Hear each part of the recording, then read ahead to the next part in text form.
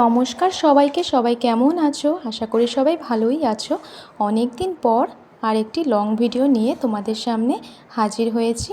Satish daily লাইফে সকলকে স্বাগত জানিয়ে আমার ভিডিও শুরু করছি। বড়দের আমার প্রণাম, ছোটদের অনেক অনেক ভালোবাসা রইল। তো কিছুদিন আগে একটা জায়গায় ঘুরতে গিয়েছিলাম। আমার খুবই একটা প্রিয় জায়গা, শান্তিপুরে অবস্থিত জায়গাটি একটা পবিত্র স্থান। তো দেখো জায়গাটা যেতে যেতে প্রকৃতির মনোরম দৃশ্যটা কত সুন্দর লাগছে, তাই না?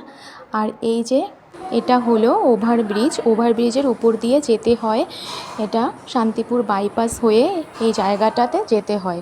তো তোমরা যারা শান্তিপুর স্টেশন থেকে আসবে, সেই স্টেশন থেকে নেমে এই টোটো ধরে 15 মিনিটের রাস্তা এখানে চলে আসতে পারবে। আর কৃষ্ণনগর থেকে আসলে সেটাও এই বাইপাস ধরেই আসতে হবে। এই দেখো একটা আমবাগানের মধ্যে ঢুকে গেলাম। এত সুন্দর শান্ত নিরিবিলি পরিবেশ, আমার তো ভীষণই ভালো লাগে। এই জায়গাটা খুব প্রিয় একটা জায়গা। এই দেখো এই গেটটা দিয়ে ঢুকে গেল মন্দিরটা। এখানে অনেকটা বড় জায়গা জুড়ে মন্দির রয়েছে। এই জায়গাটার নাম হলো অদ্বৈত পাঠ। প্রথমেই এইখানে চলে এলাম।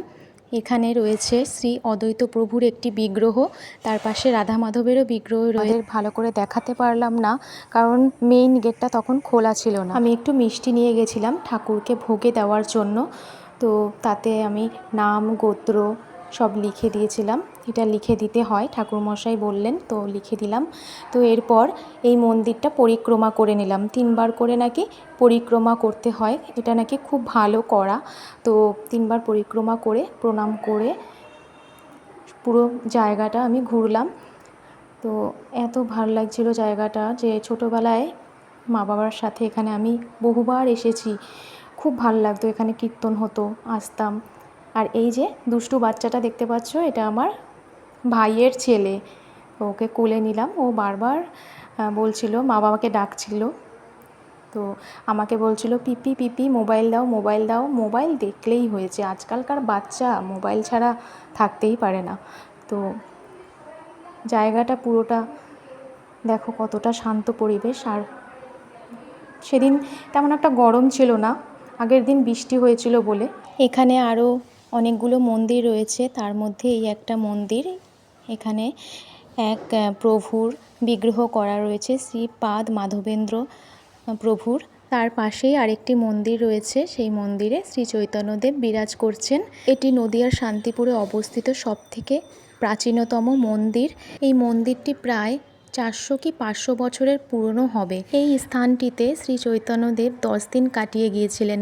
শ্রী চৈতন্য প্রভুর সাথে সীতানাথ প্রভু, শ্রী অদ্বৈত প্রভু, প্রেমানন্দ সকলে একসাথে মিলিত হয়ে এখানে নাম সংকীর্তন প্রচার করেছিলেন। তো এই জায়গাটা আসলে সবারই ভালো লাগবে।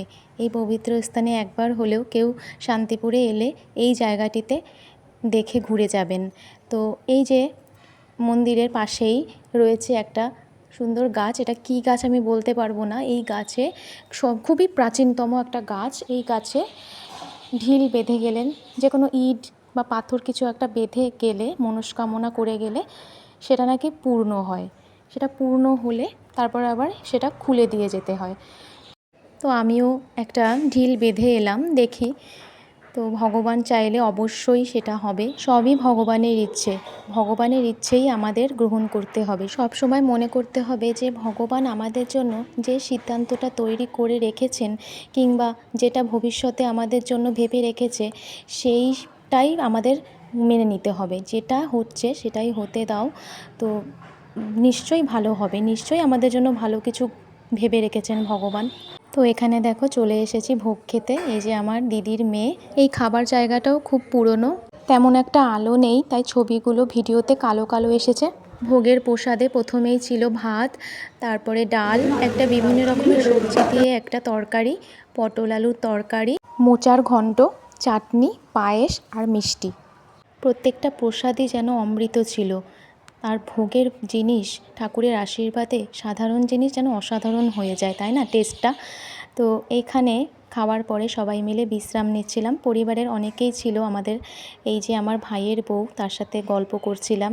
গল্প টল্প করে একদম বাড়ির উদ্দেশ্যে আবার বেরিয়ে পড়লাম। তো কেমন লাগলো ভিডিওটা পুরোটা দেখে কিন্তু জানিও কমেন্ট করে। দেখা হচ্ছে পরবর্তী কোনো ব্লগে। আজকের মতো টাটা।